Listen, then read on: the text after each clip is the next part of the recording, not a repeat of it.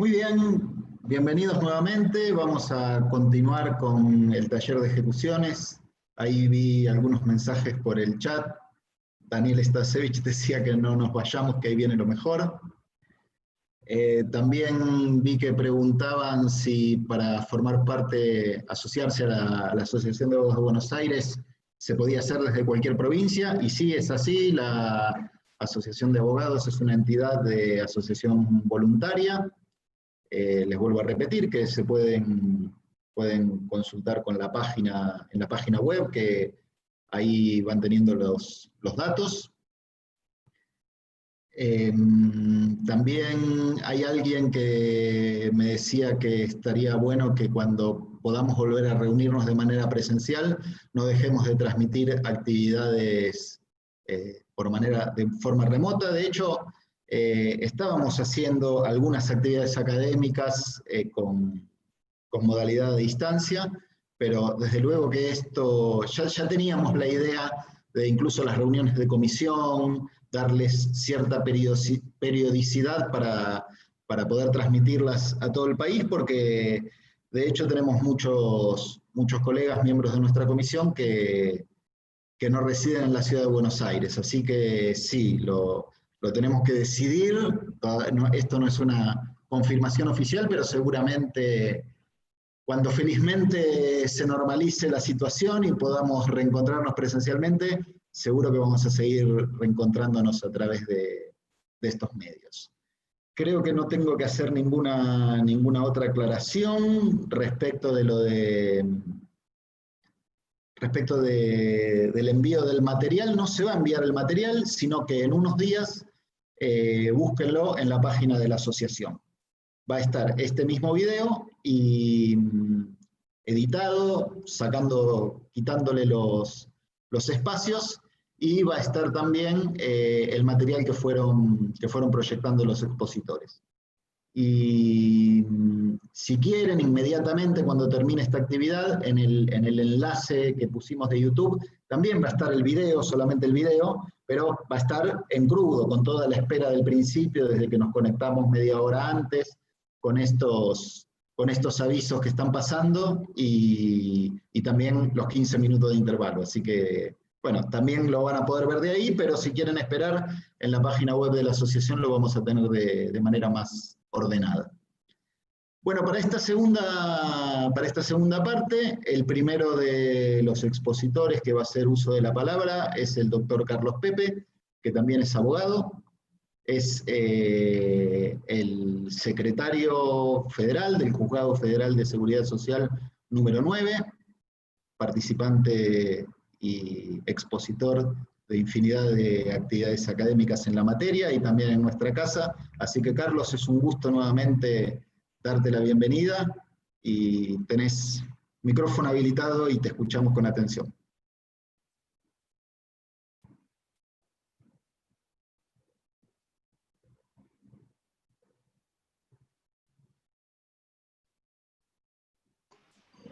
Estás muteado, Carlos. Ahora, ¿no? Sí. ¿Ahora me escuchan? Sí. Mientras busco para compartir pantalla, agradezco la invitación a participar de este taller, esta charla. Es un desafío haberlo preparado. Es un gusto estar de vuelta con ustedes. A Federico, en nombre de toda la gente de la asociación, porque tendría que nombrar a todos, nos queda estaría todo el tiempo. Le agradezco esta invitación. Por otra parte, quiero contarles y agradecerles a todos los que se preocuparon por mí. La mayoría de ustedes no saben, pero bueno, di positivo en COVID. Es una buena noticia sabiendo que soy el primero en la Justicia Federal Provisional en haber sido. O sea, quería ser primero en algo, lo soy. Así que estoy bien de salud, me estoy recuperando, así que no hay ningún problema.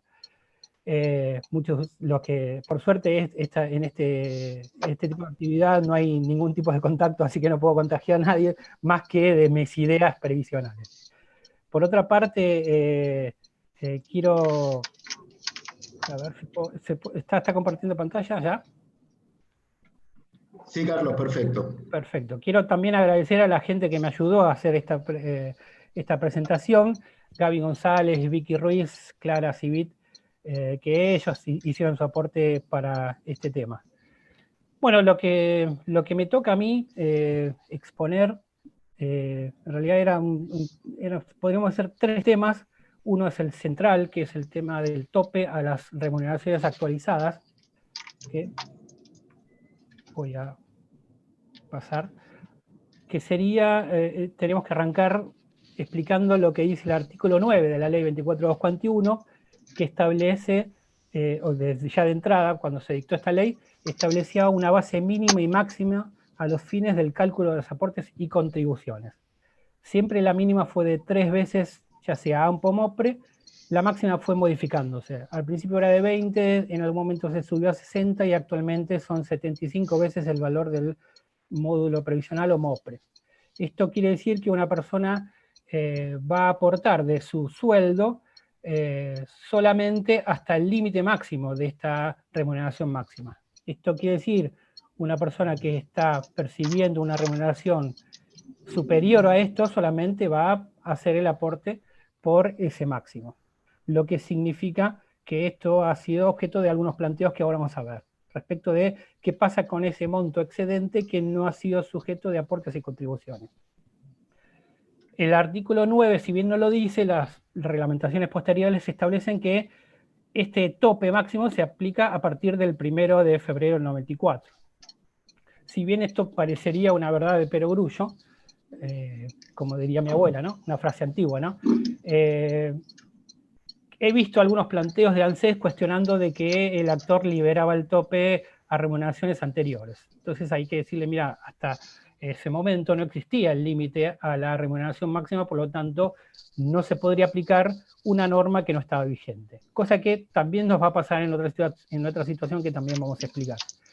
Entonces, en principio, si ustedes tuvieran un caso donde el cese es posterior, obviamente durante la vigencia de la ley 24.241, pero tengan remuneraciones anteriores a esta fecha, a esas remuneraciones no hay que hacerle ningún tipo de tope, no hay que aplicar ningún tope de este tipo, ¿no? En la remuneración máxima sujeta a aporte.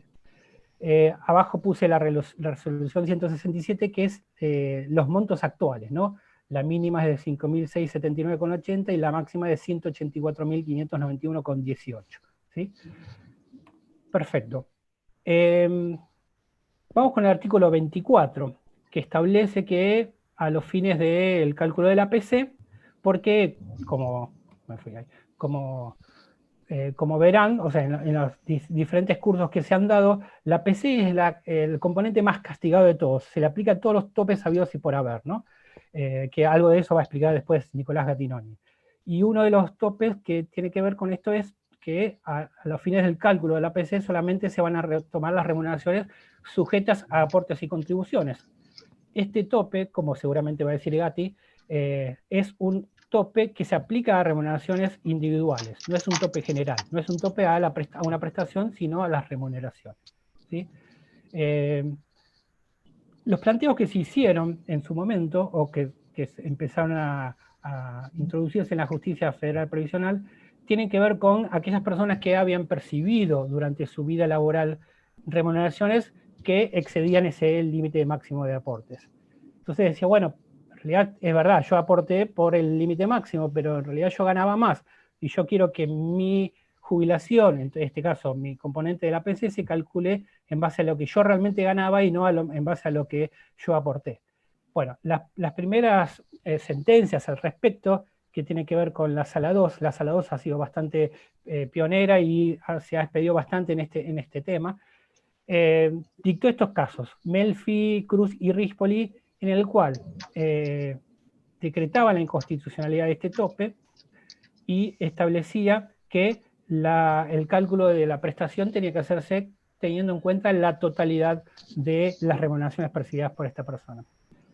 Lo que había dejado medio en el tintero, sin resolver o sin dilucidarse, era que si bien a esta persona se le iba a calcular la PC en base a la totalidad de la remuneración percibida, los aportes no hechos tenían que hacerse, es decir, tenía que ingresar a ANSES o AFIP, no sé, el organismo de recaudación, aquellos aportes no hechos. Lo que no se determinaba claramente era de qué manera había que calcular estos aportes no hechos, o sea, cómo era el sistema. De hecho, en alguno de estos 3 casos, no recuerdo cuál era, el hombre quería pagar, decía, bueno, yo sé que debo, porque de hecho la sentencia dice que debe ingresar los aportes no realizados, pero yo quiero saber cómo los hago, y eventualmente qué interés me van a calcular respecto de esos aportes no hechos, porque los intereses que calcula AFIP a este tipo de conceptos son muy distintos a los que establece la justicia previsional. De hecho, en la Secretaría 2 de mi juzgado se aplican criterios de intereses muy distintos al Secretaría 1, ¿sí? En el caso de fisco contra alguna persona que no ha hecho los aportes o contribuciones. No había quedado resuelto esto. En el año 2017, en abril, 11 de abril de 2017, me lo acuerdo perfectamente porque es el cumpleaños de mi mujer, y siempre dicen que la mejor forma de acordarse del cumpleaños de la mujer es olvidárselo una vez. Yo no es que no me lo olvide, sino que la primera palabra que le dije la mañana no fue feliz cumpleaños y me lo recordó toda la vida, ¿no? Pasaron creo que 20 años y me lo sigue recordando todos los días que ese día no le dije feliz cumpleaños como primera palabra. Entonces no me lo olvidé más. Entonces, ese día, el 11 de abril de 2017, después de haberle dicho feliz cumpleaños a mi mujer, me enteré de que había un fallo de la Corte llamado Gualtieri. Y cuando me enteré de esto, y creo que seguramente habrá sido Gaby González, que siempre es la que me da noticia de estas cosas, varios abogados, colegas de ustedes, me hablaron, y si no me equivoco fue el doctor Trócoli, que me dijo, me quiero morir, porque después de este fallo hay un montón de reclamos que o no voy a tener que hacer, o obviamente caen en abstracto. Entonces, ahí fue que me enteré que la Corte había dicho en Gualtieri que solamente había que tomar el cálculo respecto a aquellas remuneraciones sujetas a aportes y contribuciones, ¿sí? En realidad, más que nada sujetas a aportes, porque no estoy de todo seguro, eso tendría que preguntarle a Elsa, si respecto a las contribuciones también hay un tope. En algunos me dijeron que sí, otros no. Lo cierto es que sí hay un tope respecto a los aportes, por lo tanto el cálculo de la PC tenía que ser solamente respecto a esas remuneraciones, con ese tope. Después de haberlo leído varias veces ese fallo, lo que dije, bueno, en realidad no es tan ilógico lo que establece la Corte respecto de esto. Igual para mí no le cerró la puerta a la posibilidad de que se pueda calcular respecto de las remuneraciones no hechas, porque si de alguna manera se ofrece el ingreso de esos aportes, se podría calcular, pero eso es una conjetura mía nada más, porque algunos dicen que no es lo mismo hacerlo después que hacerlo durante la vida laboral, ¿sí? Así que eso ha quedado. Lo cierto es que la mayoría de los juzgados, salvo en algunos casos la Sala 2, que sigue con su criterio, aplican Gualtieri, lo que significa que en aquellos casos donde se plantea la inconstitucionalidad de este tope, se dice que por la doctrina emanada de la Corte solamente deben calcularse las remuneraciones sujetas a aportes.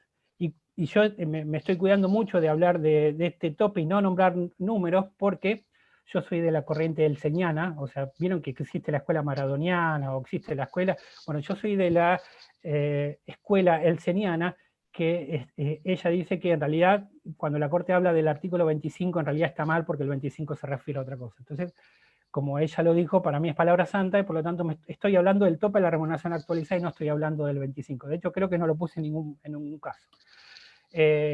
Ahora, lo que dejaba abierta la puerta a algunas situaciones que nosotros nos pasaban en el juzgado era aquellos casos donde había quedado firme la liberación del tope de remuneración máxima de aportes y nosotros teníamos que controlar la liquidación practicada por la parte actora.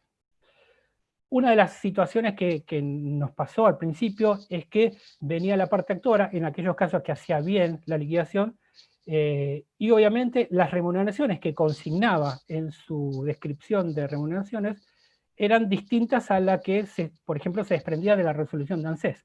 ¿Por qué? Obviamente porque en la resolución de ANSES se tomaban las remuneraciones sujetas a aportes y de ahí es que se había hecho el cálculo de la PC. Entonces, muchas veces pasaba, al principio me acuerdo que hemos rechazado algunas liquidaciones injustamente, reconocemos esto porque le decimos, no coinciden las remuneraciones con las que se desprenden del cálculo de ANSES. Entonces venía la parte actora, en algunos casos donde los abogados tenían paciencia, venían a decir, no, mire, Lo que pasa es que no va a coincidir porque obviamente las remuneraciones que yo consigné en el cálculo son aquellas reales, no las sujetas a aportes. Y como según la resolución de primera instancia o de Cámara se liberó ese tope, las remuneraciones a tenerse en cuenta son estas que son las reales y no las topeadas. Entonces ahí nos dimos cuenta, sí, tenés razón, perdón, mala nuestra, los cálculos hay que hacerlo así. Lo que nos pasaba en algunos casos es que decía, bueno, pero antes de controlar este tipo de liquidaciones tenemos que tomar vista, por ejemplo, del expediente administrativo y ver cuáles son las remuneraciones agregadas ahí. No las de la resolución porque dijimos que están topeadas, sino las de las remuneraciones reales, ¿sí? Entonces, a un punto a tener en cuenta, si en alguno de los casos ustedes tienen que presentar una liquidación en donde se ha liberado este tope, tengan el recaudo de presentar las remuneraciones reales y que el juzgado tenga la posibilidad de constatar esto. Ahora, después nos ha pasado en otros casos donde se había declarado la inconstitucionalidad del artículo 25, perdón, del tope de la remuneración máxima, perdón Elsa, y nosotros lo que teníamos que hacer es ver de qué manera se ingresaban esos aportes al sistema, ¿no? Entonces, en la época que en el juzgado nuevo está el doctor Zenobi, nosotros un día a la tarde, que parece que pensamos un poco mejor a la tarde, no tan bien, pero bueno, un poquito más de lucidez tenemos porque no tenía gente, estamos así, me senté y le digo, bueno, Germán, ¿de qué manera nosotros, obviamente, la Cámara, era un fallo de la Sala 2, decía ingresar los aportes no hechos? Tenemos que, de alguna manera, idear un sistema para que se ingresen los aportes, pero tampoco un sistema re loco, o sea, porque tampoco le vamos a poner un interés que no está ordenado. Tiene que ser algo más o menos lógico, pero esos aportes tienen que ser ingresados. Entonces nosotros, y acá lo traje como un precedente, esto fue del año 2018, dijimos, bueno, no hay que aplicar Gualtieri, pero tenemos que ingresar los aportes. Entonces dijimos que esto es una idea nuestra que puede ser muy descabellada, pero creemos que la mejor manera es decir, bueno, la parte actora tiene la posibilidad de constatar cuáles son las remuneraciones que exceden el máximo imponible y respecto de las cuales nos hizo aportes. Entonces lo que nosotros queremos que haga es que tome cada una de esas remuneraciones no sujetas a aportes, las actualice hasta el 31/3 de 2008, en este caso porque la fecha de adquisición del derecho, con el ISBIC, porque es el mismo índice que se actualizan las remuneraciones para el cálculo de la PC, y una vez que se obtiene ese resultado, actualizarlo con la tasa pasiva hasta la fecha de cierre de la liquidación, porque obviamente para que ese importe esté actualizado, ¿sí? Y a ese importe aplicarle el 11%. ¿Por qué el 11%? Porque sería el porcentaje de aporte que debería haber aplicado debería haber aportado esta persona en actividad si no hubiera tenido este tope máximo de aporte. Cuando nosotros, y digamos, este fue el primer caso en el cual nosotros lo resolvimos, y tenía que ver con una liquidación que era cerca de 10 millones. Nosotros cuando dictamos esta resolución dijimos, bueno, vamos a prepararnos para que la parte actora se queje, nos diga de todo, nos diga que apele como mínimo, y sin embargo, a los 2 días presentó la liquidación, y cuando constatamos, habíamos constatado que le había hecho, de 10 millones eran creo que 9 millones, o sea que no era tanto la quita.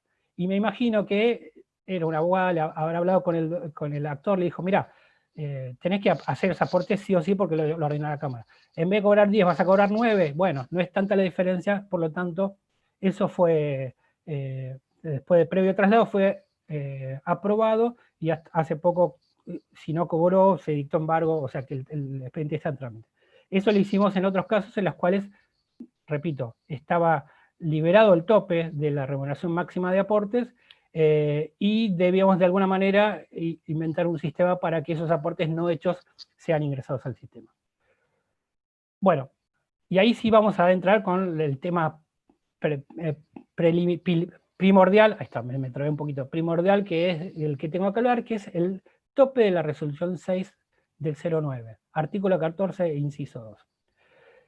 Esta resolución que reglamenta el artículo 24 de la ley 24/21 establece que las remuneraciones actualizadas, una vez que han superado o si no se les ha aplicado el tope de la remuneración máxima, aún así tienen que sortear otro tope, que es que esas remuneraciones actualizadas no deben superar el monto máximo de la base imponible establecido en el artículo 9 de la 24.241.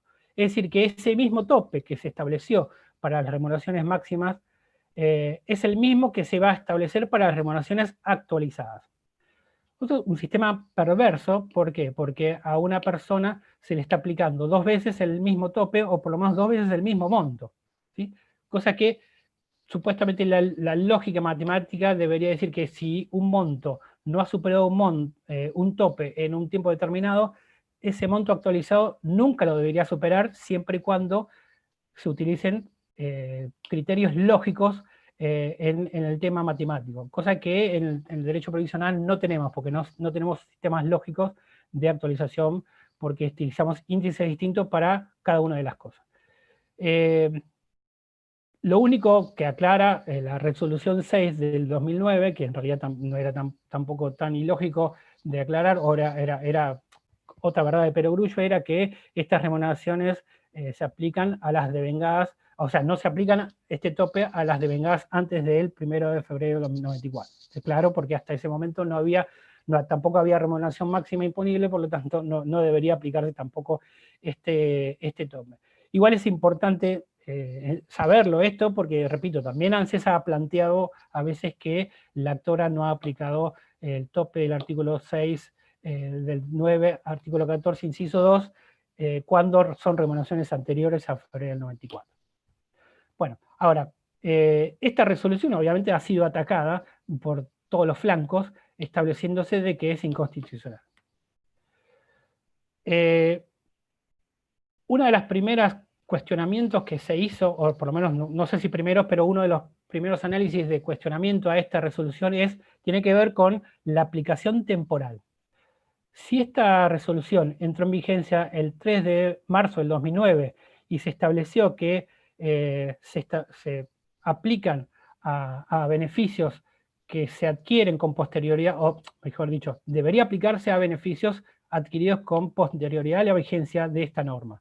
Esto es algo bien lógico que tiene que ver con la aplicación temporal de leyes. Esto es algo que también hemos visto en casos Blanco y otras con la resolución 56, y ya se planteaba con esta resolución. Es decir, si una resolución que establecía un tope máximo no existía, no se lo puede aplicar. Esto es otra verdad de perogrullo, ¿no? Está claro, ¿no? Por lo tanto, no sería aplicable. Cosa que no siempre lo entendió ANSES, porque ANSES decía, no, bueno, no está aplicando el tope de la remuneración, no está aplicando el tope de la remuneración actualizada.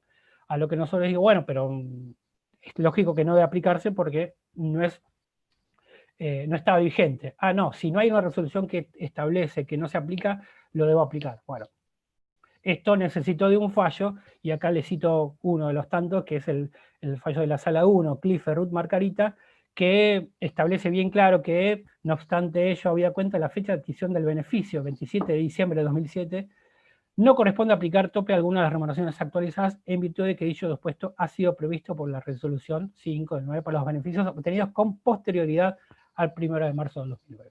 Esto significa que primer análisis que hay que hacer, ya sea por las personas que van a hacer una liquidación o por el juzgado, es, bueno, ¿cuándo adquirió el derecho a esta persona? Si es antes de la resolución, no se aplica directamente sin necesidad de explicar nada. Ahora, si la fecha de adquisición del derecho es posterior a la vigencia de esta norma, ahí sí tenemos que entrar a analizar la constitucionalidad de la misma, ¿no? Que es los criterios que siguen. ¿Sí? No sé si se dieron cuenta, me esmeré bastante. Si estuviera Gustavo Nader acá mirando, no me podría decir nada, porque le puse dibujitos y todo. No puse el fondo que tenía esta Cebit, que yo pensé que iba a poner el viejo gasómetro de fondo, pero bueno, bastante bien me esmeré en este Power, ¿no? Tuve ayuda también de Meme Civit, la hermana de Clara Civit, así que le agradezco a ella también. La resolución 6 del año 2009 ha sido cuestionada respecto a su constitucionalidad. Y podemos decir que respecto de 2 criterios, o sea, mejor dicho, 2 fundamentos ha tenido la declaración de inconstitucionalidad de esta resolución. El primero tiene que ver con el criterio de confiscatoriedad, que ya habló Andrea, que también algo habló Daniel, y que va a hablar bastante acabadamente Nicolás. Que tiene que ver con el 15% por los fallos de la Corte que en determinada manera, tanto Actis como Tudor, que establecen este criterio de confiscatoriedad. Este criterio ha sido receptado por la Sala 1 y la Sala 2 en estos precedentes. En el caso de la Torre, está claro que, para que no haya duda, dice solo para prestaciones con fecha de adquisición del derecho posterior a marzo del 2009, para que no quede duda de que el criterio es de la aplicación temporal, y declara la inconstitucionalidad para el caso que se acredite la confiscatoriedad del 15%, y ahí, esto también lo va a decir Nicolás, podríamos plantear otra duda, es, bueno, el análisis de la confiscatoriedad tiene que hacerse respecto de cada mes en particular o respecto de la totalidad de las remuneraciones para ver si aplica o no. Porque puede ser que porque puede ser que sumadas las remuneraciones comparadas con las remuneraciones actualizadas no den 15%, pero puede ser que algunos meses la comparación sea mayor al 15%. O sea que, si bien no está del todo claro, creo que seguramente Nicolás algo de luz va a aportar a este respecto. Si me preguntan a mí, yo haría análisis mes a mes, porque en realidad el tope se refiere a la remuneración actualizada. No habría duda de que debería ser mes con mes. Esto significa que si hay un mes en el cual esta persona percibió algo mayor al máximo imponible, ya sea porque trabajó muchas horas extras, porque cobró un premio, por lo que sea, bueno, esa remuneración no tendría que ser topeada, ¿no?, con esto. Después, el otro criterio, que en realidad es el que para mí es el más adecuado, que tiene que ver con el exceso reglamentario. Esto tiene que ver con que esta resolución, y lo ha dicho la Sala 3 en el caso de Veradina, establece que reglamenta una norma diciendo algo que la norma no lo dice. O sea, porque si nos desprendemos, o sea, leyendo el artículo 9, el 24 y hasta el 25, si quieren, en ningún momento habla de las remuneraciones actualizadas topeadas. O sea, habla solamente del tope o habla del máximo imponible, que tiene que ver con el artículo 9. Por lo tanto, en este caso, en este fallo de la Sala 3, Beatriz Dina, de julio de 2017, establece, es bastante interesante este fallo porque también habla del tema que habló Daniel Stasevich, habla de que Villanustre no se aplica para 24.241, cosa que yo también comparto, para 24.241 no debería aplicarse Villanustre. Lo que no dijo Stasevich es lo que siempre decimos con Gaby González, que Villanustre no dice lo que todos dicen que dice Villanustre, sino que la culpa la tiene Chocobar, pero bueno, esto es algo que siempre decimos. En este caso de Veras Beatriz Dina, la Sala 3 establece de que obviamente la limitación prevista fue a los fines del cálculo de los aportes al sistema, por lo que no es viable la aplicación del tope de las remuneraciones actualizadas. Esto significa que no debe aplicarse este tope, y tampoco, para lograr la no aplicación de este tope, no hace falta acreditar ninguna confiscatoriedad. O sea que el tope es un exceso reglamentario, por lo tanto, si la diferencia sea del 2% o 50%, es inconstitucional de todas maneras, por lo tanto, no debe aplicarse. Yo acá puse remite a Rafaeta, a Carlos Enrique, porque es un caso del juzgado 9, que ha trabajado bastante Gaby González y que nos ha traído bastante dolor de cabeza, y que en realidad se refiere a algo parecido, a una situación similar. Y ahora, haciendo un poco de viaje, o sea, virtual, nos vamos primero a Bahía Blanca, que haciendo una pausa en mi tema, quiero contarle, a modo de primicia, que en Bahía Blanca los dos juzgados hicieron la prueba piloto del traslado de demanda vía DEOX por artículo 400, y que ha sido satisfactoria, o sea, que ha dado resultados, ¿sí? Más allá de que algunos ajustes que hay que dar. Así que felicito a Anita Micheletto y a Victoria Chesuri, la secretaria de los juzgados, obviamente también a sus jueces, pero siempre en estos casos los secretarios están muy pendientes de esto. Creo que también se hizo en el Juzgado Federal de Santa Rosa, pero bueno, por lo menos con certeza, en los dos juzgados de Bahía Blanca ha sido exitoso, o sea, lo que significa que pronto va a ser instalado en todo el país. O sea que de alguna manera, en poco tiempo vamos a hacer traslado de demanda vía DEOX artículo 400, así que vayan preparándose los abogados para eso. y con una recomendación de que cuando suban los PDF sea en uno solo, no suban 10 PDF para evitar que sea un lío, ¿no? Si es uno solo, mejor, ¿no? Siempre y cuando no excedan el límite. Bueno, volviendo al tema del que tengo que hablar, ¿no? Respecto a la resolución 9, fue la Cámara de Bahía Blanca. En el caso Galone-Hugo, lo que resolvió es, si bien difiere para la etapa de ejecución, la posibilidad de que se decrete la inconstitucionalidad de este tope si se acredita la confiscatoriedad, ¿no? Lo que también significa que hay que diferirlo para la etapa de ejecución para la acreditación de que la remuneración actualizada comparada con la remuneración topeada excede más del 15%. ¿Sí? En este caso se podría declarar inconstitucionalidad y tomar la remuneración actualizada sin tope. Nos vamos a Rosario ahora, de donde es María Andrea, y puse acá el monumento de la bandera, ¿no? Porque era complicado elegir alguno de los dos equipos. En un momento pensé a ponerlo a Ricky, porque es un ídolo también y también es de Rosario, pero bueno, hay que ver si él aceptaba porque ponga esa foto. En el caso de la resolución 6, la sala A de la Cámara resolvió al respecto, y en realidad traigo estos fallos porque sé que hay gente de todo el país escuchando, entonces no está bueno hablar solamente de la Cámara Federal de Seguridad Social, sino que también estos presentes, la sala A, y gracias a Hernán Montechiarini, el secretario de la sala A, que me facilitó y me habló de este caso, ellos resuelven la inconstitucionalidad de este tope siempre y cuando se acredite la confiscatoriedad, el 15%, ¿sí? Así que ahí tienen que acreditar, si les toca en la sala A, tienen que acreditar la confiscatoriedad del 15%. Ahora, la sala B, que es un fallo que me gustó mucho, ¿sí? No significa que los otros no me gustaron, pero este quizás es porque tiene que ver con el criterio que más me gusta a mí.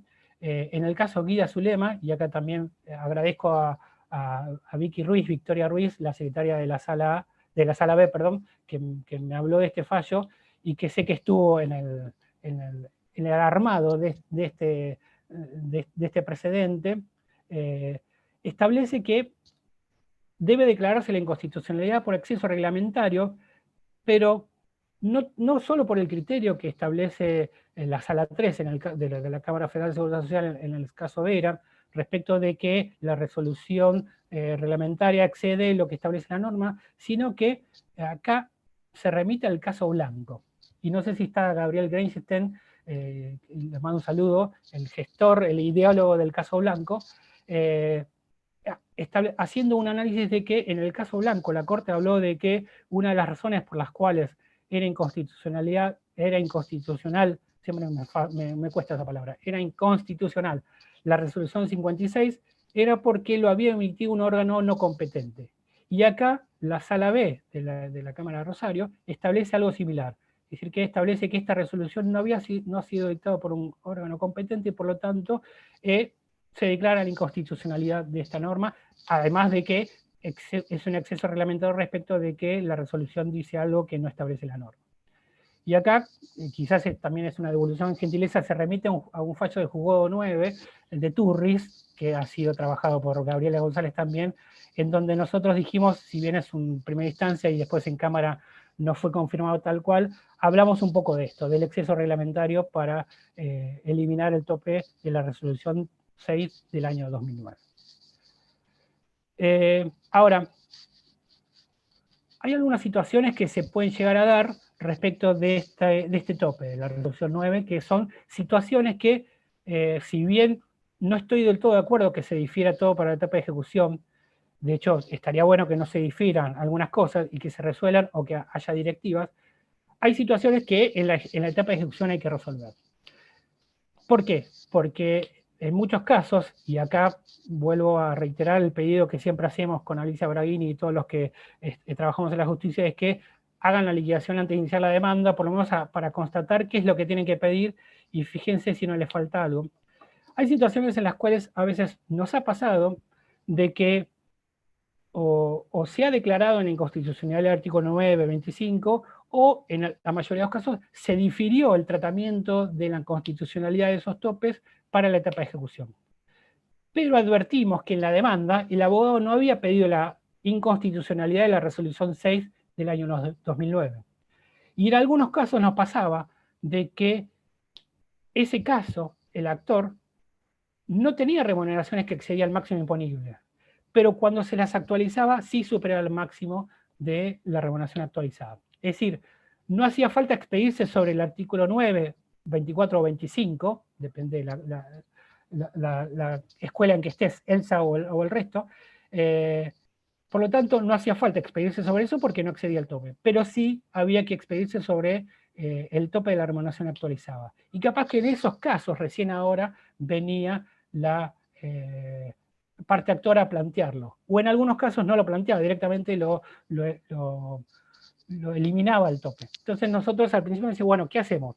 Tenemos un problema, que es, tenemos que expedirnos sobre un tope respecto del cual no se pidió la inconstitucionalidad y por lo tanto respecto del cual no se expidió la justicia. Entonces, ¿qué hacemos? Bueno, en algunos casos yo pensaba, bueno, pero si la resolución 6 del artículo 9 es reglamentaria del artículo 24, si se difirió la inconstitucionalidad del artículo 24, se podría tratar. Perfecto. ¿Y qué pasa si no se pidió la inconstitucionalidad del 24? Porque entendió que no, sino que se pidió la del 9 del 25, y bueno, dijimos, bueno, está bien, en ese momento también está con Zenobi. Podría tratarse, bueno, por suerte, en septiembre del año 2019 salió este fallo Gómez-Ana que nos trajo un poco de luz, en donde establece, o sea, si bien lo van a leer, capaz que no lo entiende del todo, yo tuve que leer algunas cosas, establece que si se pidió, o si se difirió la inconstitucionalidad de alguno de estos artículos 9, 24 o 25, se puede tratar en la etapa de ejecución, o en el caso que estamos analizando la liquidación, la constitucionalidad de la resolución 6 del año 2009. Lo que no está del todo claro es si nosotros declaramos la inconstitucionalidad de la resolución 6 del año 2009, si eso es objeto de apelación por parte de ANSES. Podríamos decir que podría ser, entonces ahí lamentablemente el expediente va a tener que volver a la Cámara, salvo que se resuelva que si ya está resuelto no haría falta, pero esos son uno de los problemas que tiene el diferir para la etapa de ejecución en ese sentido. Entonces, con esto resolvimos algo que es, si el abogado se olvidó de analizar si las remuneraciones actualizadas superan el tope de la resolución 6, lo podría volver a plantear cuando hace la liquidación, teniendo en cuenta que esto no ha sido resuelto. Una cosa que, volviendo al caso de el caso Guida Zulema, que también es muy importante y que lo pasé por alto, es que, y voy a leerlo textual porque es muy interesante y a la mayoría de los abogados litigantes les va a interesar mucho, que es, si el beneficio es posterior al dictado de la resolución 6/2009, o sea, está claro que si es anterior no se aplica, y no se declaró o no se difirió la inconstitucionalidad de los topes de los artículos 9 y 25 de la 24/241, no existe otra opción que el control de constitucionalidad de oficio conforme a la doctrina sentada por la Corte Suprema en el caso de ISCOBIT. O sea que en realidad ellos lo resolvieron directamente diciendo, bueno, si no lo planteó se puede resolver en este caso en la Cámara. Esto significa que se podría decretar la inconstitucionalidad de estos artículos y obviamente también de la resolución 6 de oficio, haciendo un control de constitucionalidad, ¿sí? Esto a los colegas de Rosario les va a interesar mucho porque lo pueden plantear, igual es un criterio de la sala B, obviamente, ¿no? Ahora, yo, esto sin entrar en el terreno de Gatti, y esto es muy simple, lo mío es muy humilde, simplemente traje algunos números y a medio al azar. Imaginemos un caso de una persona, y estamos hablando solamente de un mensual, una remuneración. Estamos hablando del caso de una persona que adquirió el derecho en enero de 2016 y que hay que tomar la remuneración de enero del 2006. Imaginemos que el valor nominal de ese momento era 6.000 pesos. Imaginemos que el primer renglón que acá tenemos, ¿el cursor se ve? Bueno, ¿sí? Se ve, perfecto. Sí, se ve. Buenísimo, gracias. Imaginemos que este es el valor nominal, obviamente es el mismo en todos. La primera línea es sin ningún tipo de tope, o sea, eliminamos el tope del artículo 9, o sea que este tope no se aplicaría, y actualizado llega a ser este. Ahora, la cuarta columna, o quinta en realidad, es el tope de la resolución 6, que como tampoco se aplicaría, porque imaginemos que este es un caso ideal, ¿no? En el cual no se aplica a Gualtieri, tampoco se aplica la resolución 6, esta persona va a tener como monto final del mensual para el cálculo de la PC 76.037. Ahora, miren cómo cambian los montos. El segundo caso sería un caso con tope, acá sería el caso en el cual no se planteara la inconstitucionalidad de resolución 6 y se aplicara sin analizar su confiscatorio o no. Es decir, a estos 6.000 pesos le aplico el tope, la remuneración actualizada, perdón, a la remuneración máxima, y me da 4.800. Esos 4.800 actualizados hasta la fecha de adquisición de derecho me da 60.830, y este, como excede también el tope, que actualizado a esa fecha da 48.000 pesos, yo tengo que tomar ese valor, ¿sí? No tengo la capacidad de Nico de ver cuánto sería la diferencia, la merma, pero estamos hablando de un poquito menos del 50%, entre 40 y 50, ¿no? Más o menos, bueno, 42, quedamos así, 42, bueno, mira la diferencia que hay. Esto es para el caso de ver, vieron que qué injusto sería, que es la resolución 6. Ahora, imaginamos que aplicamos Gualtieri, como es el criterio de la mayoría de los juzgados, bueno, a 6.000 pesos, bueno, te lo tengo que topear en 4.800, pero te lo puedo actualizar y eso me da 60.000. Ahí la diferencia ya no es tanto, de 76.000, que era el caso ideal, ¿no? Esto, miren la diferencia que hay. Acá hay 12.000 pesos de diferencia, ahí tampoco pero esto sería el caso en el cual ustedes dirían, bueno, está bien, imaginemos que a mí me aplicaron Gualtieri, está bien, ya sufrí un tope, que sería el de la remuneración máxima imponible. Ahora, no me apliques otro tope sobre el mismo concepto. ¿Por qué? Porque supuestamente no debería volverse a topear. Ahora, ¿cuál sería la razón por la cual un mismo concepto tiene, se le puede aplicar dos topes diferentes? La razón de ser es que los índices que se aplican para una cosa no se aplican para otra. Para la remuneración para actualización de remuneración se aplica un índice que es distinto al de movilidad. Y para el tope máximo, que acá no lo puse, que es del artículo 9, inciso 3 del artículo de la ley 24463, se aplica otra forma de actualizar. Es más, estos 4.800 que tienen que ver con el 82% de la remuneración máxima, no, con la evolución, no tuvo, no tuvo la misma evolución que el tope máximo, ¿sí? Esto, obviamente, explicado por Elsa es mucho más claro, pero lo que quiero decir es que los topes fueron por vías distintas, por las diferencias de índice que se aplican a una cosa y otra. Entonces, algo que alguna vez hablando con un colega laboralista, en el cual yo les digo, no, pero mira, si para entender más o menos algo, las remuneraciones se actualizan por un índice. La movilidad tiene otro índice, y esto hablé antes de, antes de este año, ¿no? Cuando era una ley de movilidad con dos aumentos, y los topes tienen otra forma de actualizarse, pero a su vez se aplica un villanustre. Entonces me dicen, bueno, pero ustedes están aplicando cualquier cosa, y bueno, ahí me acordé de un programa que hace mucho se emitía, que era, aunque usted no lo crea, bueno, sí, esta es la realidad del foro provisional, o sea que solamente nosotros podemos entender este tipo de cosas. Ahora, esto tenía que ver con el tope de la remuneración máxima sujeta a aportes. Había otro temita pequeño que también me habían asignado, que tiene que ver con, sin tampoco entrar en el campo de Nicolás Gattinoni, que a aquellos casos en los cuales los abogados tenían liquidación aprobada y tardaba el titular en percibir esos montos aprobados, entonces venía el actor o el abogado del actor y decía, bueno, tardaba 3 meses en cobrar. Durante esos 3 meses también se deben ganar intereses, por lo tanto yo quiero aplicar intereses. Bueno, entonces hay distintos criterios en los juzgados respecto de si eso está bien, si está mal, si hay que hacer una liquidación integral de todo y descontar. Bueno, yo soy enemigo de las liquidaciones integrales una vez que hay un monto aprobado, porque si está aprobado, cerrado, ya está. En todo caso, lo que hay que hacer es el cálculo de los intereses. Lo que pasa es que hay una palabra que es una mala palabra entre los abogados, porque para los contadores no es mala palabra, que es el anatosismo. Entonces dice, no, hay anatosismo. Él, obviamente, no me voy a meter, él va a explicar si respecto a la tasa pasiva, por ejemplo, hay anatosismo o no, ¿no? La tasa pasiva es otra cosa, pero igual se puede solucionar. Ahora, ¿cómo? O sea, el interés que hay que aplicar a esos montos es el interés de la sentencia, ese no hay duda. Lo que yo voy a tratar de explicar es los criterios respecto de hasta cuándo se calculan esos intereses, que eso sería quizás otra de las problemas que hago se plantea. Porque me dice, bueno, pero ¿hasta cuándo aplico interés? Está claro que hay que aplicar interés desde el día siguiente al cierre de la liquidación, porque hasta ese día se aplicaron intereses. Ahora, ¿hasta cuándo? Hay distintos criterios, y acá también debo reconocer que en algún momento yo pensaba una cosa y después otra, obviamente porque no tengo ni la verdad revelada y me falta mucho para aprender, y yo en algún momento había escuchado a algún civilista que decía, bueno, que hay que aplicar intereses hasta que el deudor fue desapoderado del bien. Entonces yo lo había escuchado en algún momento, entonces yo dije, bueno, entonces hasta el momento del embargo.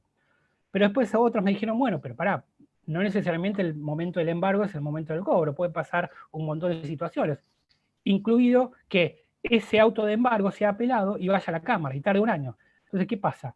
Vos tenés que calcular intereses hasta esa fecha si el actor no pudo hacerse, más allá de que el deudor había sido desaporado. Entonces, bueno, está bien, vamos a replantear ese criterio, y en realidad lo lógico sería que hasta que el actor entre en contacto con ese dinero, ¿no? Hasta la transferencia, ¿no? La transferencia, ¿qué sería esto? Bueno, por suerte hay gente mucho más capacitada que yo para hablar de esto, y por ejemplo la sala 2 del 2019, ahí dice 09, en realidad es 2019, hablan de hasta cuándo deben abonarse, y acá habla de la fecha de la cancelación efectiva del total de crédito, que ahí podría decirse que en realidad es cuando el actor percibió. En algunos casos, como no sabemos exactamente cuándo entra el dinero a la cuenta del jubilado, porque lo que tenemos que hacer el abogado es decirle, bueno, decirle al jubilado que te dé un extracto de cuenta, porque a veces ni el abogado sabe.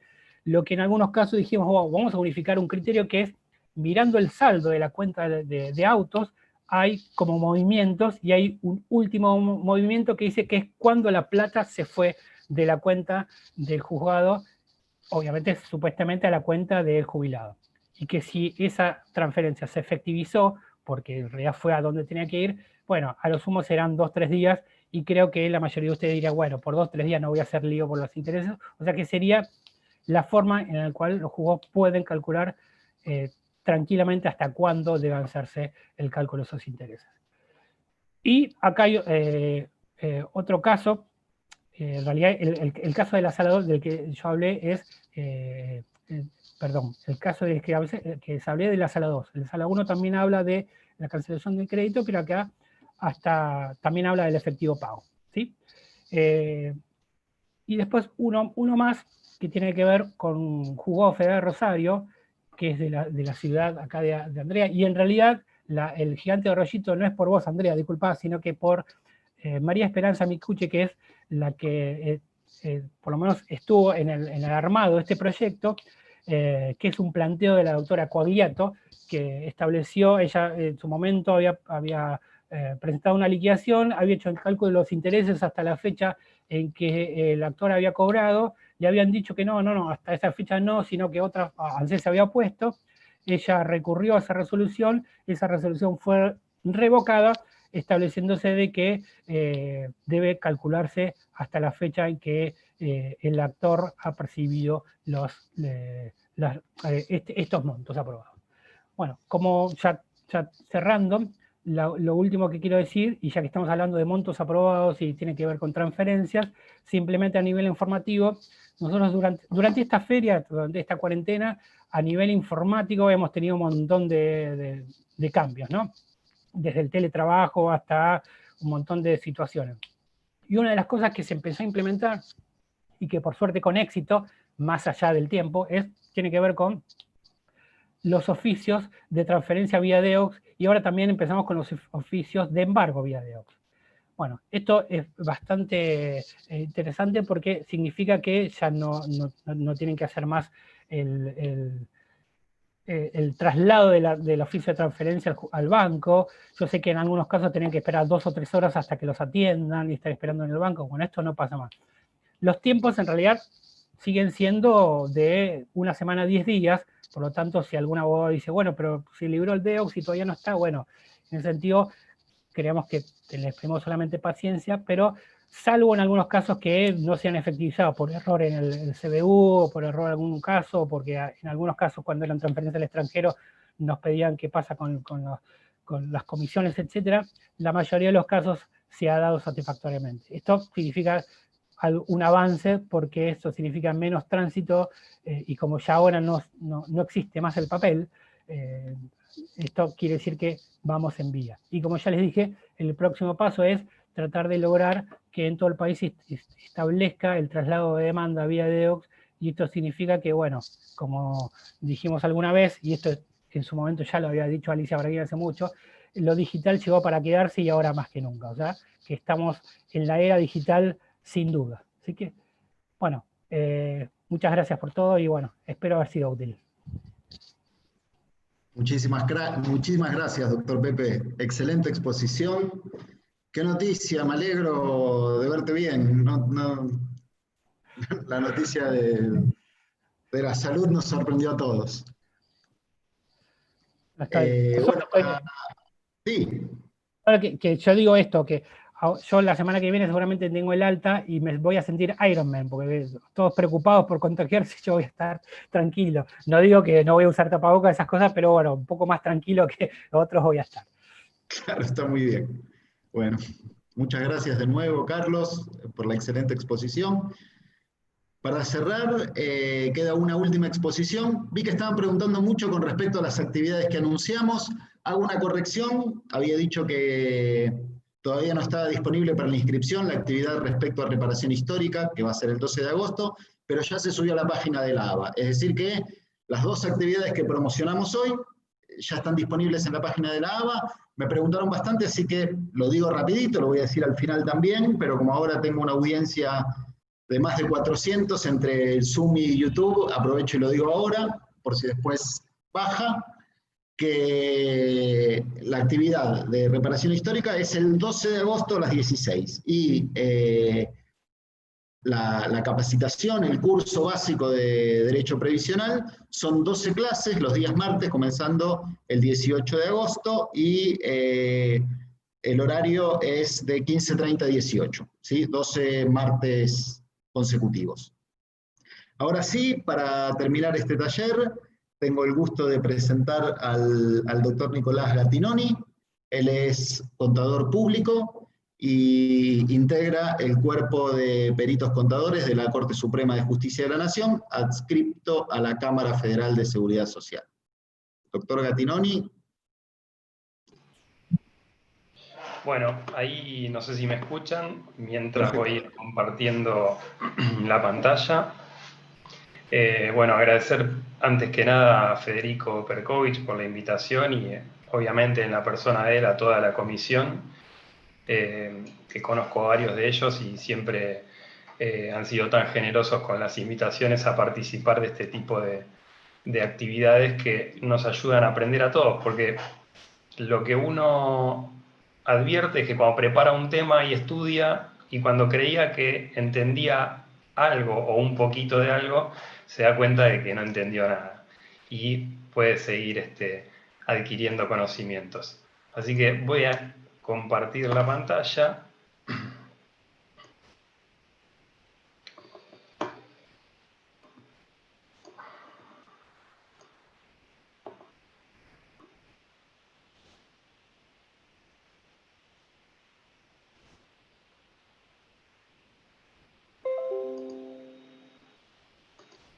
Bien, ahí se ve bien y se escucha bien. Ok, Federico me dice que sí. Si no, me avisan y hacemos las modificaciones correspondientes. Bueno, no arrancaba ahí en realidad la presentación, pero evidentemente estaba revisando algo a último momento y quedó en la tercera filmina. Bueno, no me voy a detener demasiado en todo lo que es el análisis de la jurisprudencia y de algunas normas, porque ya Carlos dio algo a modo de introducción, así que algunas cosas las voy a pasar rápido y me voy a centrar en lo que es la parte numérica o de demostración de confiscatoriedad. Sabemos o tenemos un criterio, digamos, ya unificado de lo que es la confiscatoriedad para la Corte. Y bueno, ya sea en el caso de Tudor, que remite a actis caporale y actis caporales que remite a otros, incluso remite a fallos como Baldini, que son fallos sumamente antiguos. Bueno, establecen que el tope máximo es inconstitucional cuando la quita es mayor al 15%. ¿Sí? Lo interesante del caso Tudor es que da ejemplos concretos, o sea, habla de importes concretos del caso. ¿Sí? Lo que dice Tudor en pocas palabras es: el reajustado conforme lo determinó el ANSES, con respecto obviamente a las pautas de la sentencia, es 13.588 pesos. Y como el tope es 3.100 pesos, obviamente el tope es confiscatorio. ¿Sí? Hasta ahí, todo eso es lo que textualmente dice el fallo. Lo que no dice el fallo es que la quita es 10.488 pesos, o sea, no cuantificó la quita. Si bien dice que es confiscatoria, no dice de cuánto es. La quita en porcentaje, además, es un cálculo que yo hice, es de 77,18%. Y el punto de inflexión, que es un concepto que a Carlos Pepe le encanta, lo podríamos determinar como el 85% del haber reajustado, ¿sí? O eso es lo mismo que decir que la quita del tope es un 15%. Entonces, estamos de acuerdo con que más allá del 15%, el tope es confiscatorio. En lo que sí no podemos ponernos de acuerdo, porque incluso hay distintos criterios, es qué pasa a partir de ese 15%. Cuando es un 16, si yo cobro el total del haber reclamado o cobro con una quita del 15%, ¿sí? Porque incluso, obviamente, los tribunales lo interpretan de una y otra forma. Esto es una forma. La aclaración que quiero hacer es que este tope, o este fallo en particular, o sea, lo que hizo fue expedirse sobre el tope del artículo 55 de la 18.037 o su continuador, el 9, inciso 3. Y ahí quiero hacer una diferenciación, porque está hablando de un tope sobre el haber total, ¿sí? Una forma de medir la confiscatoriedad del tope mucho más simple, que es fácilmente aplicable para los beneficios de la ley 18.037. Pero les dejo una pregunta que es sobre la que vamos a girar a lo largo de toda la exposición, y es la siguiente: es si esta metodología se puede trasladar fácilmente a los topes de la 24241. No lo voy a contestar ahora, pero lo vamos a ir viendo a lo largo de la exposición. Entonces, si diferenciamos, ahora ya hablando de los topes de la ley 24241, si hacemos una diferenciación entre los que afectan sobre el haber completo, o global, o total, bueno, podemos enumerar el artículo 9, inciso 3 de la 24463, el artículo 79, que si bien es de la 18.037, y después podremos discutir o no si está vigente o no, es el tope de acumulación de beneficios, y la escala del inciso segundo del artículo 9, que si bien no es un tope, es una limitación al haber, y además de que a mi criterio no resulta aplicable para la 24241 por el propio texto de la norma, sabemos que hay algunos casos en los que igualmente se ordena su aplicación. Otra aclaración que quiero hacer al respecto de la escala de deducción, breve, es que a partir de marzo de 2009 no se puede discutir la confiscatoriedad, porque al haber cambiado la fórmula de cálculo de esta escala, no se configura más la confiscatoriedad, ¿sí? Porque la forma de cálculo cambió al 15% sobre la diferencia, ¿sí? Entonces el 15% de la diferencia nunca va a ser mayor que el 15% del haber reajustado. Bueno, y después tenemos los topes sobre las distintas prestaciones del haber, o sea, los topes que el ANSES llama implícitos o internos. Bueno, le pone otro nombre. Intrínsecos. Exacto, intrínsecos y extrínsecos, no me salía la palabra. Gracias, Fede.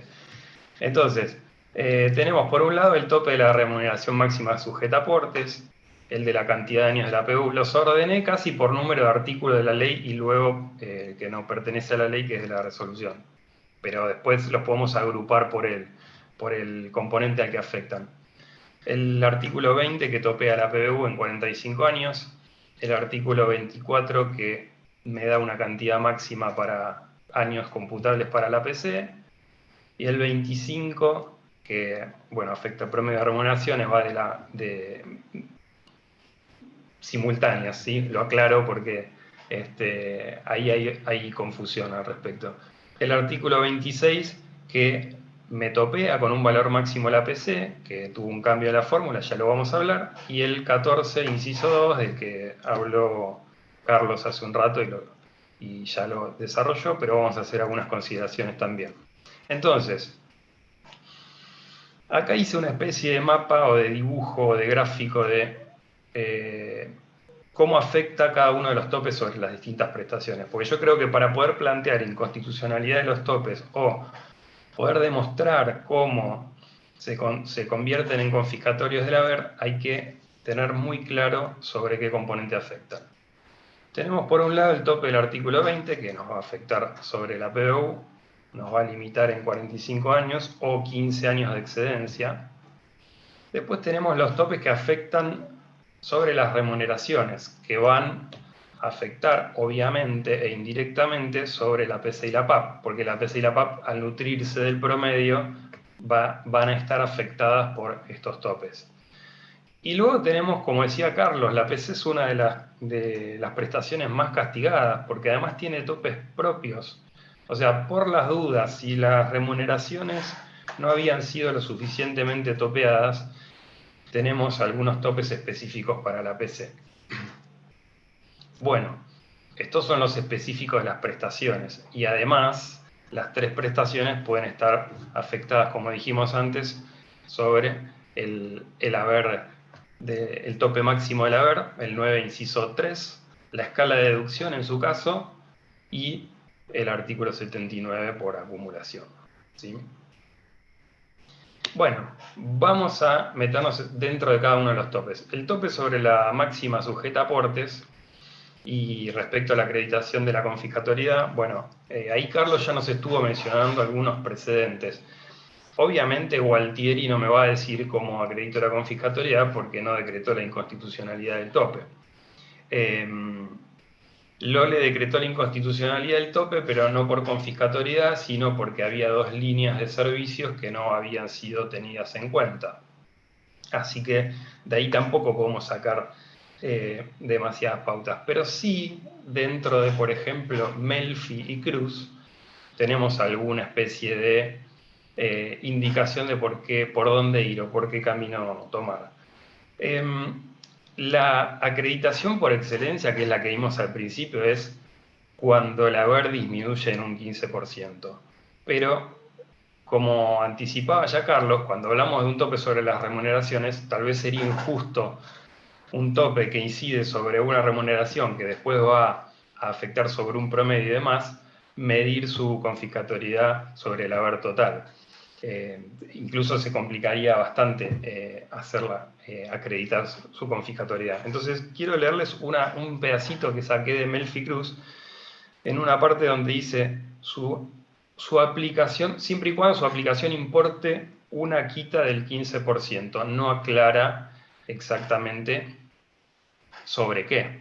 Si la remuneración excede la máxima aportable en un 15% o si la disminución del haber total es un 15%. Entonces, como variantes tenemos quita mayor a 15% en al menos una de las 120 remuneraciones. Bueno, esa remuneración podría liberarla del tope. Quita, me corrijo, lo que planteo ahí es si una sola remuneración que exceda el tope es suficiente para levantarlo respecto del resto del cálculo. La segunda forma posible de acreditar la confiscatoriedad sería excluir a todas las remuneraciones que excedan en más de un 15% el tope. La tercera variante sería evaluar la merma o la disminución del promedio por aplicación del tope. La cuarta, hablo de la tasa de sustitución. ¿Y por qué? Porque otro de los párrafos que extraje tanto de Cruz como de Melfi dice: en tanto su aplicación irrestricta afecte a la justa proporcionalidad entre el haber de actividad y el haber jubilatorio. ¿Sí? Entonces podríamos hablar de que si mi tasa de sustitución disminuye más de un 15% como consecuencia de la aplicación del tope, podríamos decir que es inconstitucional. Y la última variante, que es la que explicamos al principio. Vamos al siguiente tope, que es el del 24, el de cantidad, el 24 en la parte que dice cantidad de años computables para la PC. Según Barrios, no había necesidad de acreditar la confiscatoriedad. Yo puse 58%. Da dos porcentajes el fallo en su texto. Primero habla del 51%, dice que el haber administrativo sin reajustar no alcanza el 51% de las últimas remuneraciones. Y después dice que aún reajustado y sumada a la PBU, no alcanza el 58%. Entonces acá ya tenemos un punto de partida. La Corte considera que 58% no es suficiente como tasa de sustitutividad, ¿sí? Entonces, una de las formas de medir la confiscatoriedad, que es la segunda de las que pongo ahí abajo, sería la disminución de la tasa de sustitución. En este caso yo lo que hice fue, obviamente desde 70% lo tomé aleatoriamente, no por nada, pero el 70% al 58 hay 12 puntos de caída. Esos 12 puntos de caída me implican un 17,14% de disminución de la tasa de sustitución. Otra de las formas de acreditar podría ser, bueno, ¿en cuánto disminuyeron los años que estoy tomando para la PC? Bueno, en el caso Barrios tenía 45 años computables para la PC. Si yo lo llevo a 35, que es lo que me dice el tope, la cuenta que hago, que es el primero, vamos a usar el puntero para poder ubicarnos mejor. Esta forma que grafico es, si los años disminuyeron en 10, dividido 45, que era el total de años que yo tenía para computar, eso es una quita de un 22%. Hasta ahora con esos dos criterios vengo acreditando la confiscatoriedad. Ahora, si yo acredito la confiscatoriedad de este tope sobre el haber total, en ese caso no se configura, ¿sí?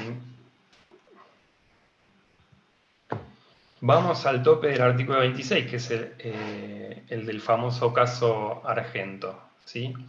La primera versión de este tope decía que eran 35, la PC máxima era el equivalente a 35 ampos, ¿sí? Así que bueno, en este caso podemos medir disminución de la PC como consecuencia de aplicar el tope. Bueno, tenemos que ver ahí cuánto era mi PC computando el total de los años y cuánto sería computando solamente 35. Bueno, vuelvo a hablar del tema de la tasa de sustitución por lo que dicen los fallos. Y bueno, Argento en particular, yo el caso Argento lo tuve hace poco tiempo en la oficina para hacer la liquidación. Yo lo llamaría el caso Herederos de Argento, porque él falleció a los pocos meses de iniciar la demanda y de hecho antes de que saliera la sentencia de la Corte, hacía un año que había fallecido la pensionada. Pero el fallo lo que sí dice es que la quita es superior al 70%. Entonces, por ese lado, lo que dice es que la PC quedó desvinculada totalmente del promedio de las remuneraciones y de la actualización de las remuneraciones y que quedó definida en función del AMPO. Bueno, es buenísima la reflexión esa. Lo que no dice es que cualquier haber al que se le aplique la PC queda desvinculado, el tope del artículo 26 de la PC queda desvinculado de las remuneraciones en mayor o menor medida. En este caso era grosero la quita porque era un 70% y quedaba totalmente desconectado. De hecho, daba un 10% de las últimas remuneraciones la PC. O sea que no tenía ningún tipo de vinculación. Entonces, bueno, podemos medir en cuánto disminuye la PC, por la disminución de la tasa de sustitución, porque es algo que lo dice el fallo también, y podemos medir también por la disminución del haber total, ¿sí? Ahora, quiero hacer una pequeña aclaración acerca de la modificación del artículo 26. La redacción original, que era un AMPO por año de servicios con aporte, me daba que para una una APC ya topeada con el artículo 24, que me permitía 35 años de cómputo, con el valor máximo del AMPO, el que alcanzó el AMPO en el año 97, me daba 2.800 pesos. Esa PC quedó en 2.800 pesos hasta marzo ese tope de la PC quedó en 2.800 hasta marzo de 2009. Ahora, a partir de la resolución 6, por su artículo 14, inciso 6, reemplazó lo que sería, en esa fórmula, reemplazó MOPRE por lo siguiente, 0,208 por haber mínimo. ¿Sí? Bueno, el mínimo a marzo de 2009 era 770,66. Entonces yo hice la cuenta y el tope de la PC a marzo de 2009 sería 5.610,50. Y como a nosotros nos encantan los números y relacionar los números, dije 5.610 es bastante parecido al doble de 2.800. Entonces me puse a analizar de dónde había surgido ese 0,208 para multiplicar por el haber mínimo. Entonces, abajo hice un cálculo donde lo que hago es multiplicar el AMPO por los aumentos generales y no como hicieron para la PBU, que omitieron el aumento de septiembre de 2004, sino que se los aplico todos. Y esos 160,30, que es el resultado de hacer 0,208 por el mínimo a marzo de 2009, surgen de aplicarle al AMPO de 80 pesos todos los aumentos generales.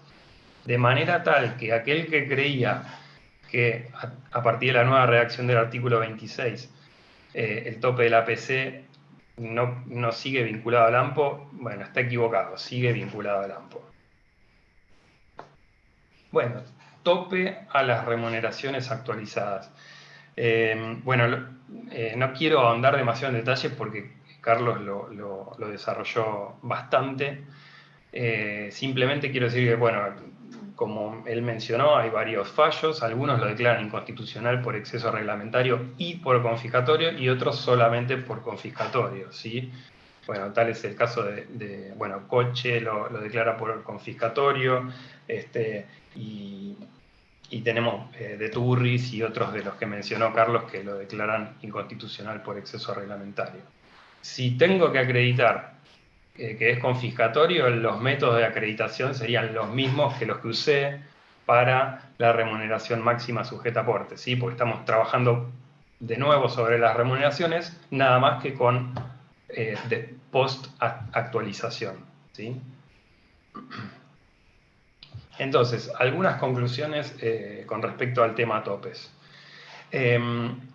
Lo primero que digo es que en beneficio de la 24241, la quita sobre el haber total no es la mejor forma de acreditar la confiscatoria, o no es la única forma de acreditar la confiscatoria de los topes. Y yo agregaría, no es la mejor tampoco, porque a veces medir la confiscatoria que se produce en una sola remuneración sobre el total del haber, y es, aparte de un poco distorsivo, sería un poco injusto.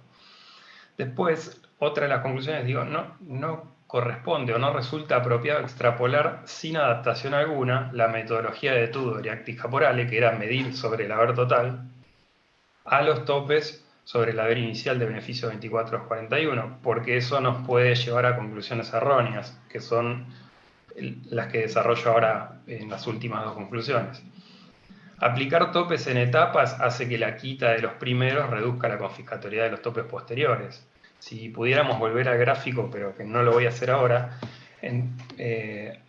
rápidamente les digo que los topes sobre las remuneraciones van a afectar sobre el tope del artículo 26, porque ya me van a bajar el valor de la PC, con lo cual el tope del artículo 26 ya va a tener una confiscatoriedad más corta o reducida, y a su vez van a influir sobre los topes sobre el haber global, ¿sí? Es decir, que se concatenan, y muchos de los topes, sobre todo los de las remuneraciones, producen efectos sobre los otros topes y sobre la confiscatoriedad de los restantes topes. Bueno, y por último, la confiscatoriedad que producen los topes individualmente considerados puede arrojar resultados opuestos en relación con la medición conjunta de los mismos. ¿Qué quiero decir con esto? Puede que un tope sobre uno de los componentes del haber jubilatorio no sea confiscatorio, y de esa manera no me declaren la inconstitucionalidad de ninguno de los topes individuales, pero en definitiva la sumatoria de las quitas me termine quitando un 40 o un 50% del haber. ¿Sí? Ojo con eso, hay que tener en cuenta eso. Entonces, lo que yo digo es, bueno, si vamos a medir la confiscatoriedad de cada uno de los topes individuales sobre el haber inicial, sobre el total del haber global, bueno, midamos la quita conjunta de los topes, porque si no, no sería para nada razonable. Bueno, acá terminé con el tema topes y les traje un breve bonus track sobre el tema de intereses que ya anticipó Carlos que iba a tocar. Y es el tema de la aplicación de la tasa pasiva, sobre todo en un caso que se produce bastante seguido y sobre el cual me llegan algunas consultas o algunas pericias o opiniones. Y es el tema de la aplicación de intereses sobre las liquidaciones que ya se encuentran cerradas y en su caso aprobadas, ¿no? Entonces, acá hice un cuadro donde lo que hago es actualizar una única diferencia, ¿no? Acá no hablamos de remuneración, yo estoy hablando ya de una diferencia calculada. Suponemos que para el mensual abril de 2008 yo determiné una diferencia entre mi haber reajustado y mi haber percibido de 1.600 pesos. Y le calculo interés hasta la fecha de final de la liquidación. Los datos igual los tienen acá todos arriba en el encabezado. La fecha de cierre de liquidación era noviembre del 17. Entonces, a esos 1.600 actualizados a noviembre del 17 generan 3.396 de interés, que son estos que están acá. El total, que es lo que está en verde, que es la sumatoria de capital e interés, 4.996. Ahora, si yo esa liquidación cerrada a noviembre de 17 y aprobada, la terminé cobrando hoy, o el 30 de junio de 2020, digamos el fin del mes pasado, y aplico el interés al total, ¿sí? Lo traigo, esa deuda cerrada a noviembre del 17, la traigo hasta la actualidad, me genera un total a la fecha de cobro de 10.113. Ahora, me han llegado varios casos diciéndome que acá se producía anatocismo y que había que aplicar el interés solamente al capital. Acá hay dos cosas que tengo que decir. La primera es que sí se produce anatocismo, pero la segunda es que yo no tengo que actualizar solamente el capital. Parece contradictorio, pero no. Y el tema es así. La tasa pasiva es una tasa de capitalización mensual y como tal, su fórmula y su forma de publicación y cómo está ya tiene implícita una capitalización mensual. Entonces, fíjense que acá abajo yo hice esos mismos 1.600 pesos, los actualicé desde abril de 2008, que era la fecha en que se había devengado esa diferencia, hasta hoy, hasta junio del 20. Y fíjense que me da exactamente lo mismo. Entonces, si yo hiciera caso a las medidas que me están mandando, donde dicen que actualice únicamente capital, yo estoy rompiendo la aplicación de la tasa pasiva, que es la que me ordenó la sentencia. Estaría rompiendo la aplicación de la tasa. Y lo demuestro acá abajo. Si yo actualizo estos 1.600, solamente el capital, desde la fecha de cierre de la liquidación, que era noviembre del 17, hasta la fecha de hoy, me da un interés de 1.600, sumado al capital me da 3.200. Y si le sumo los intereses del primer periodo, que eran estos, que se repiten acá, fíjense que llego a 6.634 pesos. O sea, no llegué a lo mismo que hubiese llegado si la liquidación la hacía de nuevo y la corría hasta el día de hoy.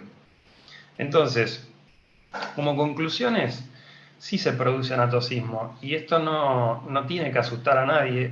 De hecho, yo entiendo que corresponde esta aplicación. No correspondería si es con tasa activa, que es lo que voy a mostrar ahora en la siguiente filmina. Pero con la tasa pasiva corresponde actualizar tanto capital como interés, porque si no yo rompo la aplicación de la tasa pasiva. Cuando hago este otro método, no estoy aplicando tasa pasiva, porque estoy desglosando en el medio una cosa que tendría que estar incluida para poder seguir haciendo uso de la tasa pasiva, y estoy perjudicando al acreedor de la deuda, ¿sí? Vamos a, por último, a lo que es tasa activa. Le cambié todos los colores para que no se parezca demasiado a la anterior.